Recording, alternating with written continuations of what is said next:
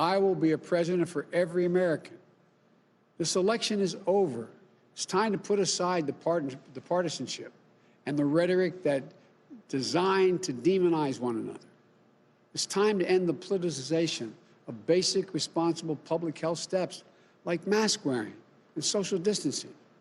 We have to come together to heal the soul of this country so that we can effectively address this crisis as one country where hardworking Americans have each other's backs and we're united in our shared goal, defeating this virus. As we work toward a safe and effective vaccine, we know the single most effective thing we can do to stop the spread of COVID is wear a mask. The head of the CDC warned this fall that for the foreseeable future, a mask remains the most potent weapon against the virus. Today's news does not change that urgent reality. I won't be president until January 20th, but my message today is to everyone is this: it doesn't matter who you voted for, whether you where you stood before Election Day. It doesn't matter your party, your point of view. We can save tens of thousands of lives if everyone would just wear a mask for the next few months. Not Democrat or Republican lives, American lives. You know, maybe we'd save the life of a person who stocks a shelf at your local grocery store. Maybe it saves the life of a member of your place of worship.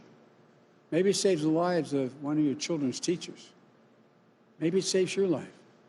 So please, I implore you, wear a mask. Do it for yourself. Do it for your neighbor.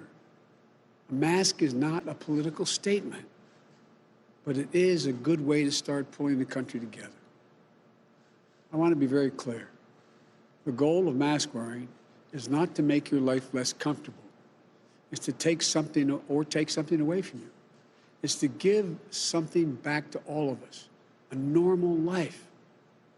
The goal is to get back to normal as fast as possible. And masks are critical in doing that. It won't be forever, but that's how we'll get our nation back up to speed economically, so we can go back to celebrating birthdays and holidays together, so we can attend sporting events together, so we can get back to the lives and connections we shared before the pandemic. It doesn't matter whether or not we always agree with one another. It doesn't matter who you voted for. We are Americans, and our country is under threat. And now, we're now called to do the same thing that generations of proud Americans have done when faced with a crisis throughout our history. Rise above our differences to defend the strength and the vitality of our nation.